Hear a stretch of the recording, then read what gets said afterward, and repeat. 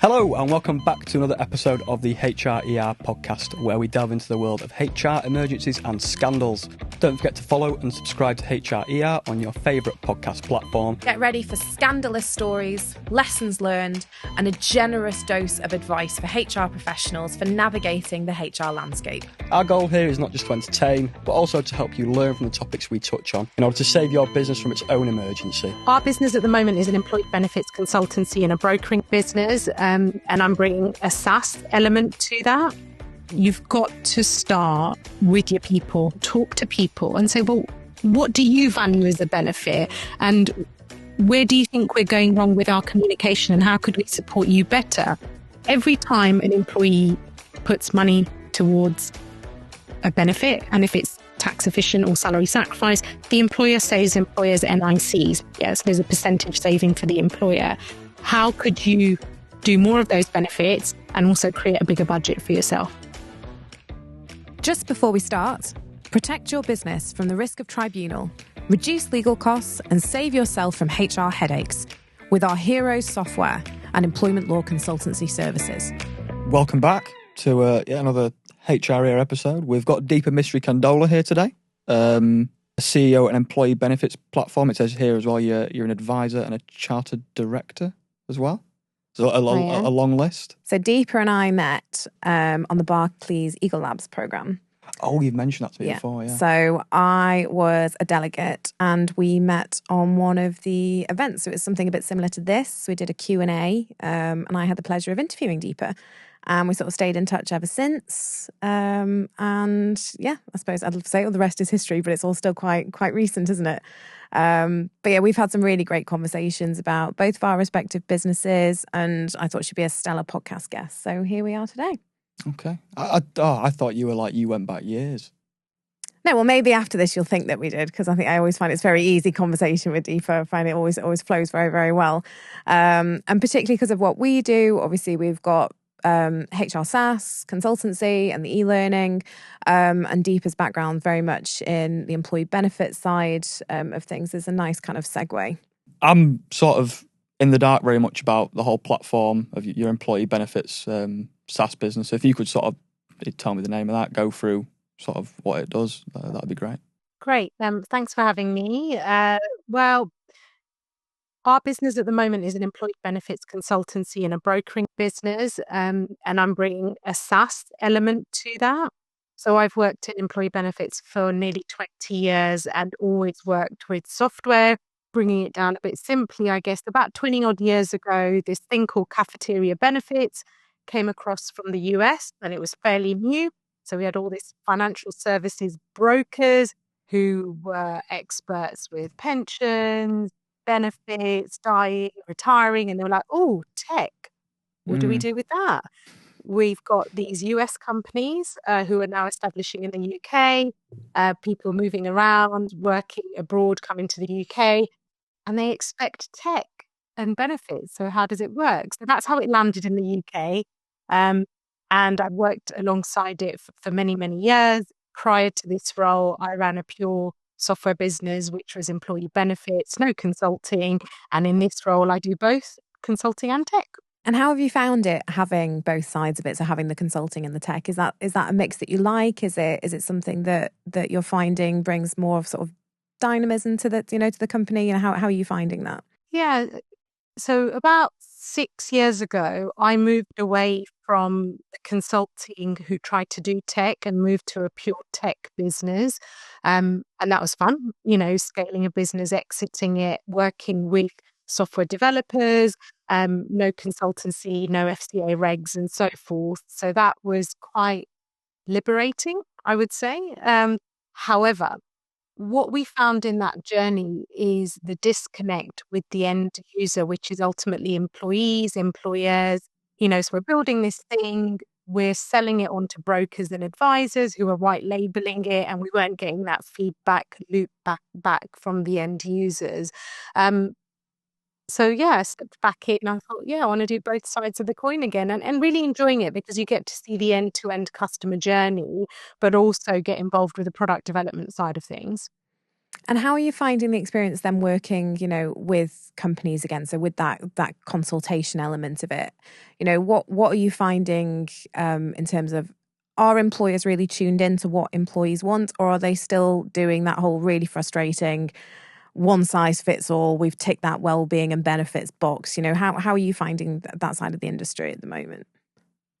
So I think the challenges we're coming across are the same as what I've seen for 20 years when I've been a consultant. It's wanting to do more on a really tight budget, and HR are facing more and more of that because we've seen the employer's NI bill go up this year.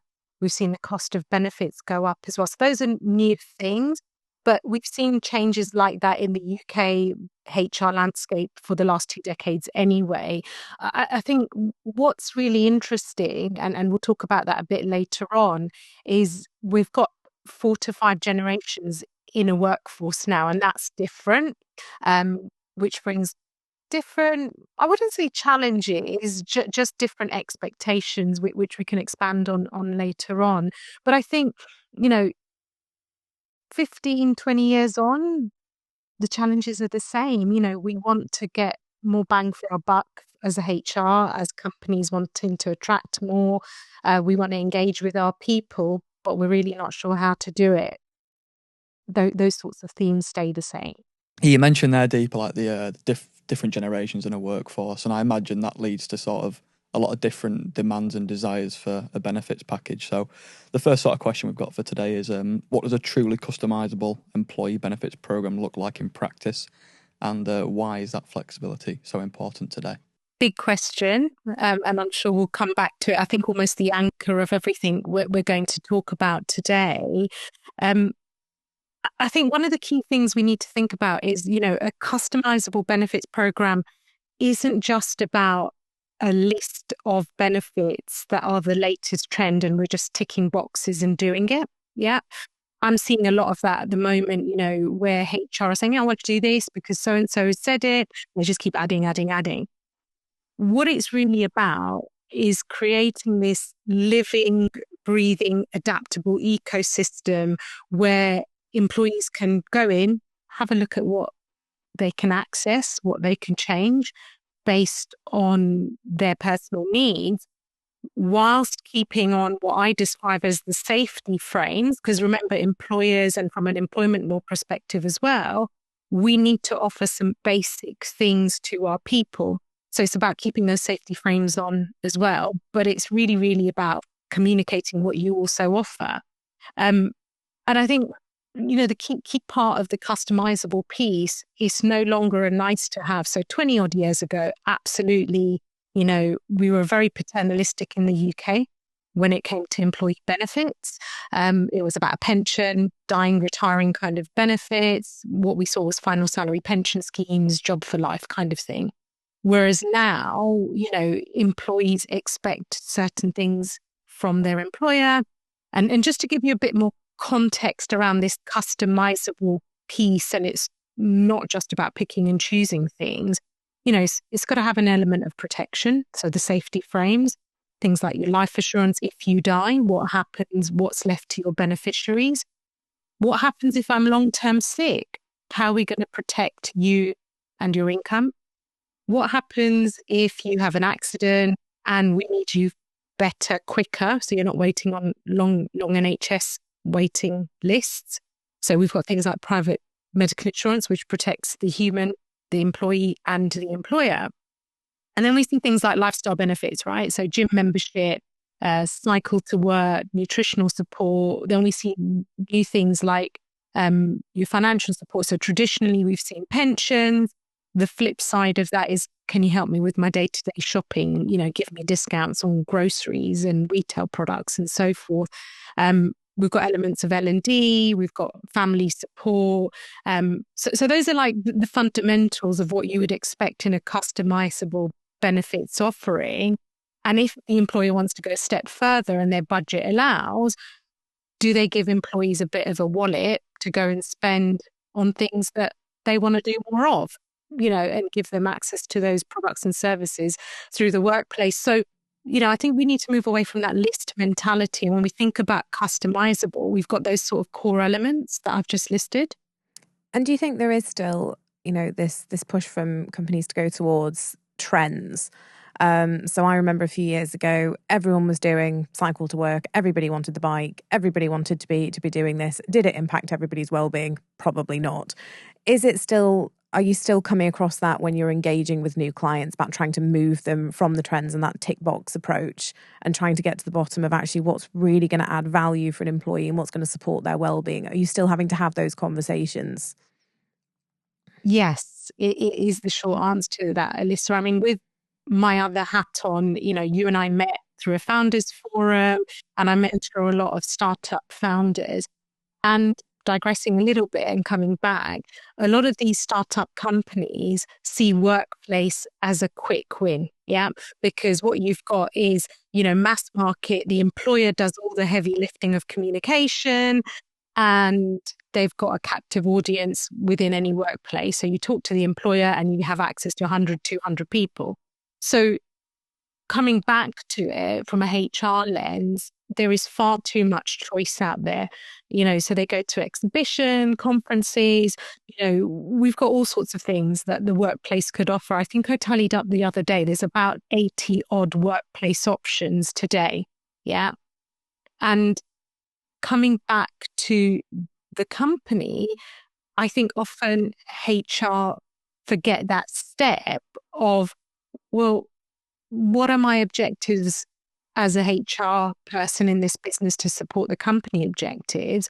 And what do my people demographic look like? So that's not just the generational piece, which we'll talk about later on, but where am I geographically based? What are my demographics like? Who am I trying to attract in the future? And I think all those elements that we used to do many years ago, where we spent 3-6 months figuring out, what are you offering now? Is it fit for purpose? Does it align with my people needs and my business strategy? Is kind of getting skipped. And people are just going out buying and adding and then seeing 1% take up, 2% take up, and then questioning the value it brings. I mean, where do you sit on things like employee surveys? So, finding out what's important to staff. Is that something that we think HR should be doing, or is that something that's likely to increase costs, if everybody wants something that's expensive? Yeah. So when I was consulting, and I would say probably 7-8 years ago on the cold face talking to clients often, focus groups and surveys were a core part of that 3 to 6 months of understanding what should we be doing. And I think they're a really powerful tool. Having done many focus groups, there's real value, and you have to structure focus groups, right? Because you need to manage expectations. You can't have a free-for-all and then suddenly say, oh, sorry, I can't offer you that. So that takes time and thinking. But we are that instant gratification generation, right? So that thinking is almost skipped now. But there's something really powerful when you go out on the ground and talk to people and say, well, what do you value as a benefit? And where do you think we're going wrong with our communication, and how could we support you better? Because when you do roll out whatever that change is, those people that attended the focus groups are your champions in the business to cascade that message and get people engaged even more so. So I think focus groups are important, but if you can't do those, do a survey. There's lots of tools out there that you can issue out a survey. They're templated up, but review those questions, make sure that you can deliver on the outcomes, because it's a real powerful tool, but it's a skipped step. Yeah. I mean, just a personal anecdote from somewhere where I used to work. And I remember that they rolled out, I think it was pizza or something like that on a Friday. It didn't land very well because no one was ever in on a Friday. Friday was typically the day when everyone would work from home. We also got gym memberships, but it was quite a remote location. So actually within the scheme, there were no gyms within the local area. So it was great in terms of what they could put on the documentation when they're recruiting for roles and saying, look, we're fantastic that we do pizza on a Friday and you get a gym membership, but actually there's no gym. There's application where you can now. And we're currently in the process of moving offices. And I remember when I went to go and look around them, and the minute I saw the ping pong table and the stuff in the canteen, and I thought, well, there you go, that's Dawn and Ollie wrapped up. I don't need to, I know precisely where you'd be spending all your coffee breaks. So yeah, I think understanding your staff as well. So actually, surveys and tools are great, but I think, and this is something we've covered just on another guest podcast, is the importance of actually getting to know your workforce, getting to know your staff, what matters to them, and understanding enough about your people that you're not that far removed from them, that you're not going to be tripping yourself up and making these bad decisions because you've no idea what your workforce likes and what their wants, needs and personal interests are. Absolutely. Yeah. And I think that's it's the time piece, isn't it? Because everything we can just go online, buy it, have a 20-minute conversation, sign a short agreement, and bang, you've got a new benefit in place, right? Where's the other stuff wrapping around it? Sure. What about you, Ollie? What's important to you at work? To what extent do you try and react to current trends and hot topics? An example I can give you is I can recall at my old job, we had a salary sacrifice car benefit, and it was implemented at the time when electric cars were booming. So you could get a Tesla on the cheap if you like, and it'd come out of your salary. To what extent do you go out and sort of look at is it a political theme? It's not, is it? But I think it's, I don't know. Are you asking does Deepa stay across the trends and? Yeah, that's what I'm asking. Are you a trend watcher? Absolutely. I mean, even though I'm not on the cold face of seeing customers day to day in the role I sit in now, I think maybe that's why Alyssa and I get on. So my background is I've got a law degree, and employee benefits actually sits across a spectrum of things. And let me describe what those things are. So you've got your employment law aspects. So there's some basic nuts and bolts that you as an employer need to offer. Yeah. Mm-hmm. Then you've got taxation. So you talked about salary sacrifice, and I'll come to that in a moment. And then you've got technology, and then you've got a marketing element to it because you've got personalization and communication. So as an employee benefits expert, if you can't keep on top of those trends, I don't think you're a good advisor. Yeah. Because you've got to be able to understand that whole ecosystem outside of the workplace to be able to advise the employee. So salary sacrifice. Many years ago, can't remember the exact year, but I was very young at the time. The UK ranked, I think it was 9th or 8th in computer literacy across Europe. So government was like, oh, we don't like this.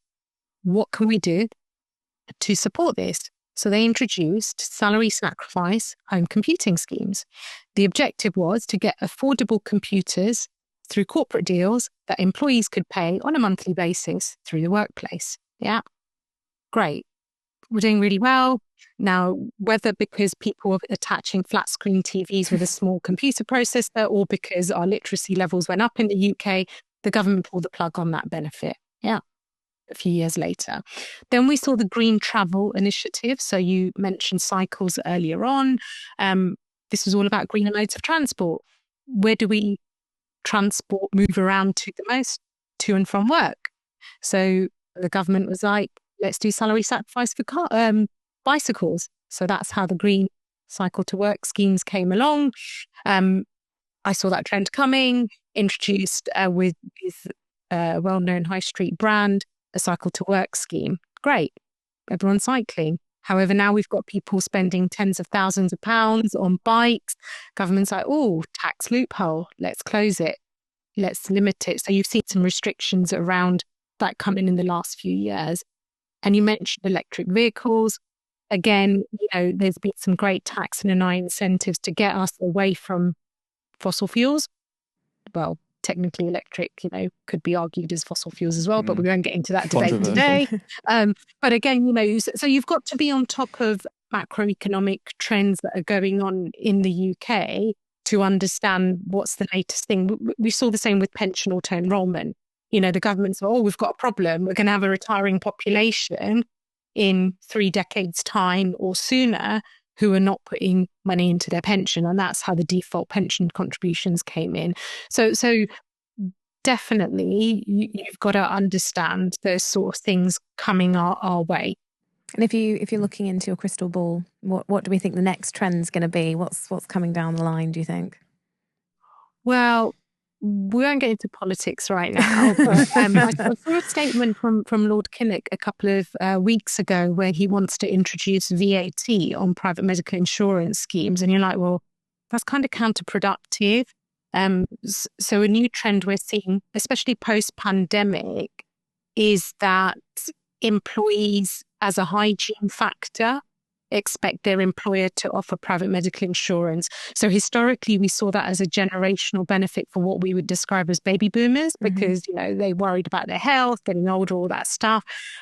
But because of the outcomes of the pandemic, so pressure on the NHS, but actually we all realized our own mortality, employees expect that. So I hope that trend doesn't come about. There's rumblings in the government for that. But what we have seen is, I talked about retail discounts earlier on. So they were like an ancillary benefit. Yeah, just a nice to have. Nice to have, yeah. But yeah, and all of a sudden, employees are expecting to see that. So, that's 5 to 10% off your grocery discounts. And what we don't realize is the impact it can have, because we've seen the cost of living crisis, inflation and interest rates, and, your daily shops doubled, tripled in some cases. That trend I hadn't predicted in my crystal ball, to see that uprising of those sorts of benefits come about. But I think there is going to be more focus on well-being. And we're seeing a lot of the well-being providers now look at gamification. So how do we reward people? Because we're seeing a rise in costs for private medical insurance, life assurance, income protection, because claims have gone up. We're seeing people with a lot of post-COVID, long COVID issues claiming on those policies. But what are the preventative measures that the employer is putting in? I think there's going to be more focus on that going forward. It's interesting what you said about the discounts, because I don't know if it's just an indication of where I am in sort of my career, but it was something that I always saw as old-fashioned, that when you talk about employee benefits and things like that, and, you talk at board level about, there's discount schemes and things like that, and people, it's not the 90s, we don't do that anymore. But you're right, with the cost of living and, if you ask people what their key concerns are these days, it often is how much money I've got left at the end of the month. So I suppose it is natural that discount schemes will see a resurgence, I suppose. I mean, imagine how much money you'd save on eggs if it was the 90s. I've got chickens. I've got hens. You don't pay for eggs. I don't know. We had our first egg got laid the other day. I was very excited. It was a big day at home the other day when our young hens. And I think I'm literally the only person who eats them, so it's not going to save anything on the household shop. I was going to say, did you save it to incubate and get the other outcome of a kid? But clearly not. No, and the first ones are always teeny tiny. So, but we were very pleased. So, what about a chicken benefit at work then? We get a free chicken after 2 years of service. It's starting to talk like Dawn now. So no, I mean, the way I'm combating cost of living, so I've got my bees for my honey, my vegetable patch, which I've got more courgettes than anybody could ever possibly eat and not much else. And then now my hens. So. But it's a really interesting thing that you raised there, Alyssa, because one of the things that I'm seeing is that we're finding that Gen Zs really value that space, and the trend we're seeing there is away from work to do things that fulfill their own well-being. And I was like, why do they not want to work 9 to 5? And why are they not interested in coming to this? Because we've got these other things. So it's not work-life balance. We're seeing a shift towards home-life balance. Yeah. Definitely. And that space and that distance between work and home is so important. Even the virtual office at home, they just want to be away from it. So that's a really interesting trend to watch, especially when you've got 4 generations, because you've got the other end of the spectrum where you've got, your baby boomers who've done their 9 to 5 and put their hours in. Well, Gen Zs don't want that. They want more time to do the kind of things that you described, Alyssa, or yoga or other pursuits. Yeah. Well, I mean, I got up at 5 the other morning because I'd had a very busy weekend. I had some RNLI stuff going on. I had a big run because I'm prepping for a marathon. And I got to the end of the weekend. I thought, oh my goodness, I've forgotten to go in and check the bees. So I got up at 4:30 a.m. on Monday morning so I could get up. So it's nice and cool. So they're not going to be swarming, everyone getting all hot and angry with me. And at 5 o'clock, I sort of looked up and I looked over the hedge, and my father-in-law was out early as well, and he was with the hens. So that cross-generational divide, I thought, actually, this is really lovely. We've both got up really early to do something really sort of wholesome. And actually, it started the day so much better. So yeah, for me, if I was going to be asked what's important to you and what's a real sort of well-being thing, it's having that space to be able to turn my phone off and go, I'm going to just do something really mindful. And it was lovely. So I did something really controversial about a month ago. I took all my work apps off my mobile phone. Oh, how did that go for you? I went cold turkey, I'll be honest, and I kept coming back into the office here and clicking and everything was fine. And interestingly, it came up at the board meeting last week and I just said, oh yeah, by the way, I've done this. Oh, how are we going to get hold of you? How are we going to do this? I was like, well, actually it was my HR lady, Nisha, she said it. She said, well, has Deepa missed anything over the last month? No. Great then. We'll crack on.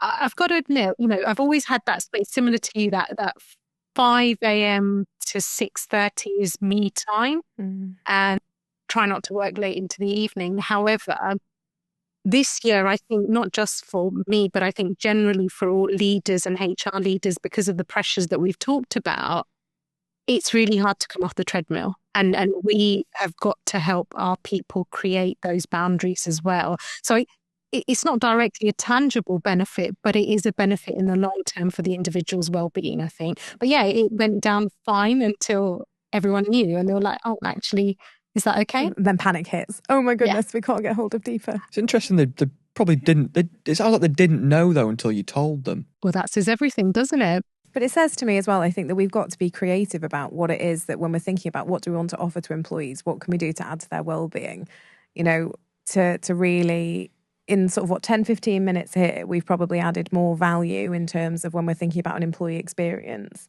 than to someone who is just, as you say, surfing the internet, picking a benefit, going, that sounds good, right, we'll do that, that's well-being sorted. Is actually having those conversations about what's important to people, what is going to support that well-being, what's going to give them that space, if that's what they need and what they want. Yeah, let's go ground up. Like, where should a HR department start in building that benefits offering deeper? I think this comes down to my previous point. You've got to start with your people, not your product list. I think often when we jump on calls, and I've had this, so Alyssa and I have started to work on a mutual client, they're jumping on a call and they're like, I want all of this. And you're like, okay, that's great. But what you've got over here, is it fit for purpose? So I think it's moving away from that. It's about understanding your workforce demographic. So it's really interesting. How many employers actually sit down and do a workforce analysis? So look at your data, where they live, how old they are, the gender splits, if they've got dependents or not, what life stage they're at, because they talk to you as human beings all the time. And if you're not, then you should go out and do those focus groups and surveys. That gives you really good statistics of where you are today.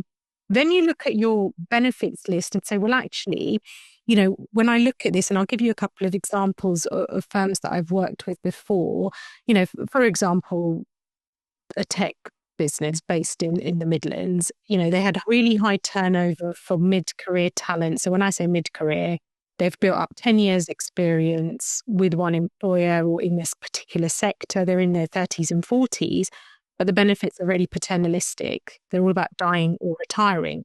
Where are those family-friendly benefits in the benefits package that you offer? Or where are those, and there is a lot more focus on ESG benefits now, so your green travel to work, cycle to work, electric vehicles. Do you understand those things that your people might be interested in? And should you be thinking about that? Yeah. So the demographic data, you own that as HR people. So start with that and then start looking at your benefits budget. So you've only got so much money in the pool there. Are you making the most of salary sacrifice? So every time an employee puts money towards a benefit, and if it's tax efficient or salary sacrifice, the employer saves employers NICs. Yeah, so there's a percentage saving for the employer. How could you do more of those benefits and also create a bigger budget for yourself? How do you remove benefits? So when I talked earlier on about low take-up and low traction, where you've got benefits where you've got a 1% engagement take-up level, how many people hours is it taking you to manage and administer that benefit from a HR lens, from a payroll lens, from a communication lens? Is it delivering return on investment? If it's not, get rid of it. So start with the basics, look at your own demographic statistics, then look at the usage statistics, then look at the benefits list, and actually think about your turnover as well. So if an employee stays with you as a graduate and they're going to stay with you for 10 years, that graduate, and I'm generalizing for a moment, so I'll be careful there. So that graduate becomes a first-time home buyer. So their priorities change. How is that benefits package becoming fluid to accommodate that? They go off and they adopt a dog, or they go off and have a child, so they want more time off, perhaps. How is that annual leave flexibility there, or are there any policies that support that? Perhaps not today. Yeah. Then you get your, what I describe as sandwich generation. So I'm one of those. I've got a 10-year-old and I've got parents at the other end to take care of. So I've got two competing priorities for my time. What is my employer doing to support that? So I think a lot of employers have that basic information to start with, and we're not looking at that. It's data-driven process, isn't it? Just like most things. Yeah, and then you can do the fun stuff, right? Yeah, definitely makes sense. I mean, you mentioned in there family-friendly stuff like that. Almost can't believe we've managed to go a whole half hour and haven't talked about, flexible working is the subject that everybody wants to talk about when it comes to, work benefits. What are you seeing in terms of the drivers around that? Is it that people want additional time off, that they want to be able to flex their holidays and buy leave? Is it that they're just happy with the flexible working, or a childcare vouchers, still a thing? What are you seeing in that sort of situation?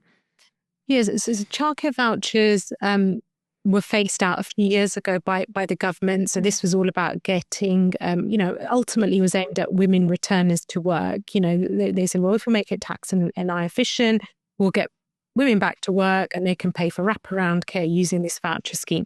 They've introduced the tax-free childcare now. So that's, if we look at the family structure now, both partners contribute. I mean, I did shared parental leave many years ago. I think I was the first out of a company of 600 to do it, which was really interesting. Yeah. Anyway, but we had lots of people having opinions on how I might change my mind, but I think we all know what we're going to do.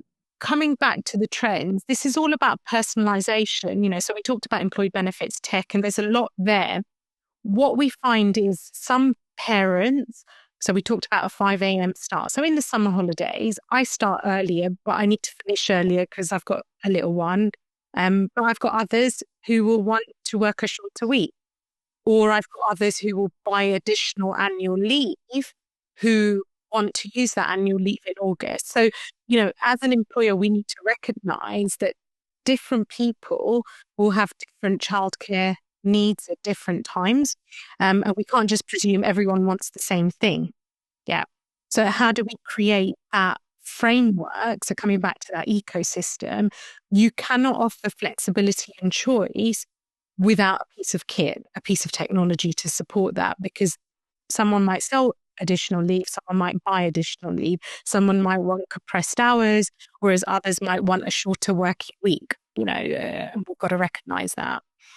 Closing thoughts. We asked the last guest, who would you recommend to have on the show as a guest in future? Have you got anyone for us, Deepa? A bit of a cheeky, selfish one, actually, Alyssa. On this one. Go on. So we're working on a client at the moment called Never Fully Dressed. Yeah.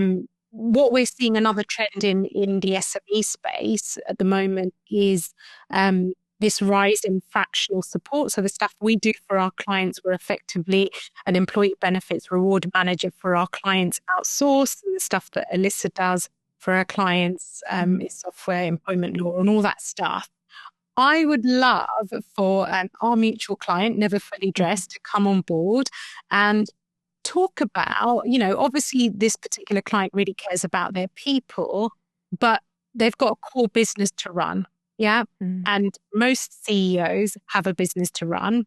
How are we helping her focus on the stuff she's good at whilst taking care of her people? Yeah. I think I can see a session with all of us on it together, and we'll talk about, we'll dissect our case study and go through, the stuff that we do, stuff that you do, and how that all ties up in a nice bow for a business. Absolutely. Like a round table almost. Yeah, I think so. I think that sounds good. It'd be good if we could get a physical round table for it. We could. That'd be great. Yeah. So, Deepa, if you could give employers one thing to take away from this discussion, what do you think it would be? The key thing is start with your people, not what the latest trend is. And you can't do this without technology. You know, it's 2025. I started my career all those years ago when tech landed in the UK.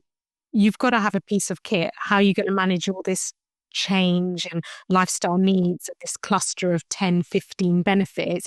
You as HR need to be more strategic, not be administering a list of all these benefits and all these data points, right? You need something nice and simple to show you the way. And I've had a peek at the tech, and it's very good. It's very cool. So yeah, hopefully there'll be more that we'll be able to share on that, because it's really impressive. And you know, like you say, HR need the time and space to be strategic, and the way you do that is with tech, is to, you know, really kind of support those roles and give, you know, so that we're not doing manual tasks that, like you say, HR were doing behind a desk 15, 20 years ago. So no, I think that's a great takeaway. I do like me some tech as well. I should hope so. It is my job. You're my customer onboarding and customer experience person, Ollie. It is my job. Yeah. But yeah, that's been quite constructive, I think. I think we've ticked a lot of the proverbial boxes there for discussion. Well, thank you so much for joining us, Deepa. It's been a real pleasure to have you on. You know, fascinating as usual. Looking forward to see what we can do next together. And thanks for having me, guys. We'll see you next time. Like, comment, subscribe. Until next time, we're your hosts signing off from HRER. Take care of your HR and may your workplace be disaster-free. Before we go, a big thank you to you for tuning in, and don't forget to subscribe. If you have your own ER stories or suggestions for future episodes, reach out to us at Heroes or on social media, or even hrer@heroes.co.uk. As we navigate the maze of workplace blunders, remember that no organisation is perfect, but by sharing these stories, we can all work towards creating healthier, happier and more productive workplaces.